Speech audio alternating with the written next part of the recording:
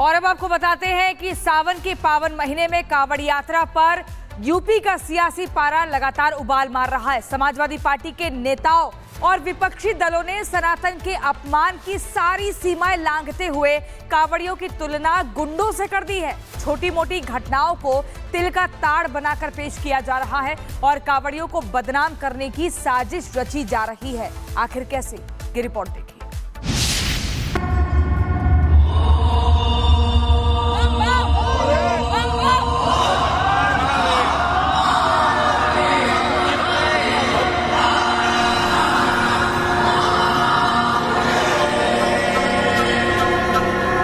कांवड़ यात्रा को बदनाम करने के लिए कई उपद्रव का सहारा लिया है, तोड़फोड़ का सहारा लिया है।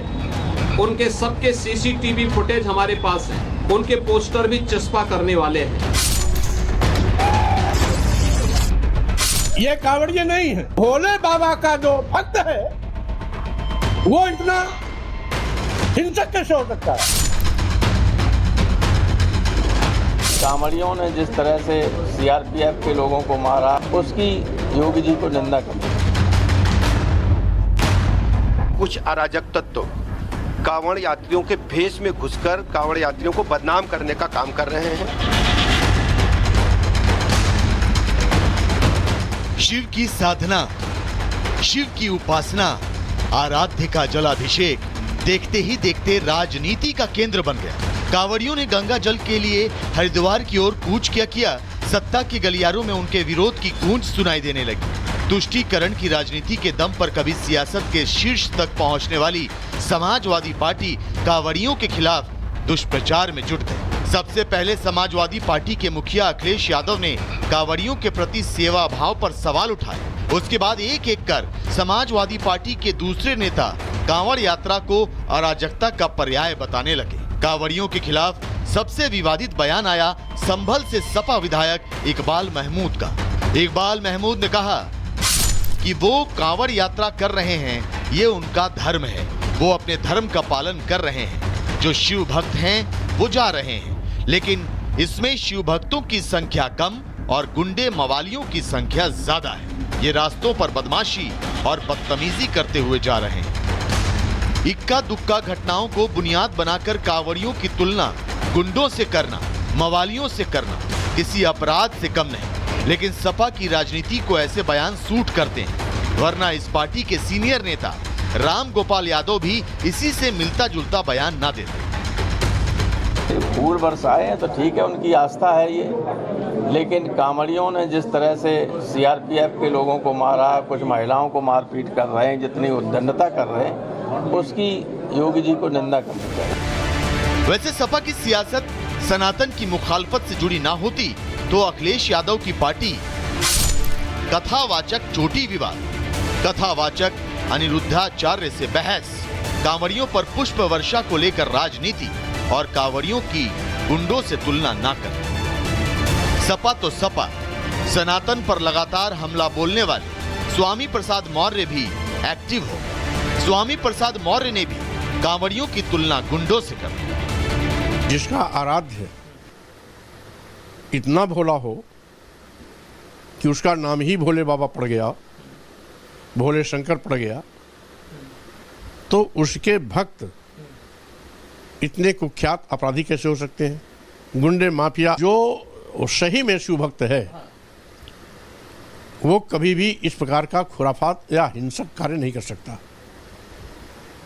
ये सरकारी गुंडे माफिया अपराधी हैं जो सत्ता के संरक्षण में कांवड़िए के रूप में उत्तर प्रदेश में भय और दहशत पैदा कर रहे हैं। महादेव की उपासना के पर्व को सियासतदानों ने राजनीति के अखाड़े में तब्दील किया तो सनातन के मुखर चेहरे और यूपी के सीएम योगी आदित्यनाथ ने ऐसे लोगों को आड़े हाथों ले लिया। योगी आदित्यनाथ ने कांवड़ यात्रा में हुड़दंग मचाने वालों को तो अल्टीमेटम दिया ही, उन लोगों को भी बेनकाब कर दिया जो सनातन को बदनाम करने की साजिश रच रहे हैं।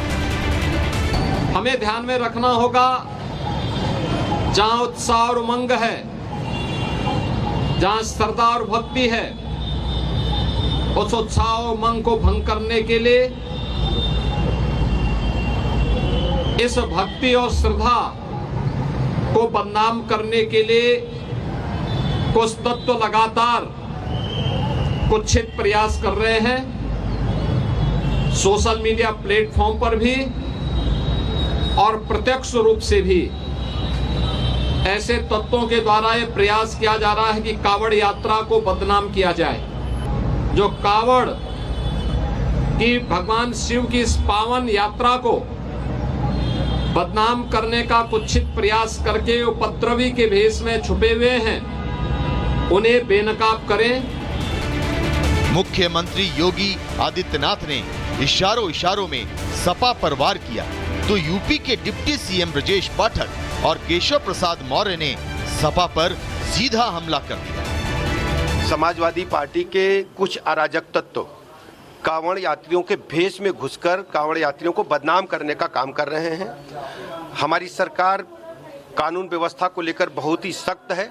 जो भी कानून तोड़ेगा उसके खिलाफ कड़ी कार्रवाई हो। खासकर समाजवादी पार्टी के जो अराजक तत्व हैं वो कांवड़ियों के भेष में घुस करके कांवड़ यात्रियों को बदनाम करने का काम कर रहे हैं। कांवड़ यात्रा बढ़िया से चल रही है और कांवड़ यात्री जो भोले बाबा के सच्चे भक्त हैं वह सच्ची यात्रा कर रहे हैं। उसमें कुछ सफाई वगैरह घुस गए होंगे, वो गड़बड़ कर रहे हैं। सावन के पावन महीने में यूपी का सियासी पारा हाई हो गया है। सत्ता पक्ष और विपक्ष आमने सामने, लेकिन सवाल ये है कि विपक्ष को सिर्फ कांवड़ यात्रा में अराजकता क्यों नजर आती है? विपक्ष तब खामोश क्यों हो जाता है जब कांवड़ियों पर पत्थर बरसाए जाते हैं, उनकी राह में कांच के टुकड़े बिखेरे जाते हैं, हर हर महादेव का उद्घोष करने वालों की सरेआम पिटाई होती है। Bureau report, Republic Bharat.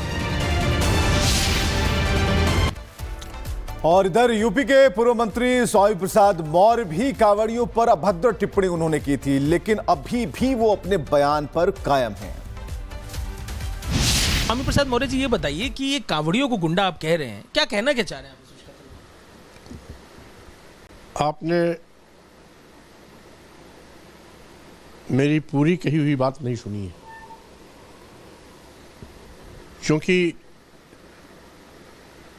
कांवड़िए Bhole Shankar के अपने को भक्त बताते हैं,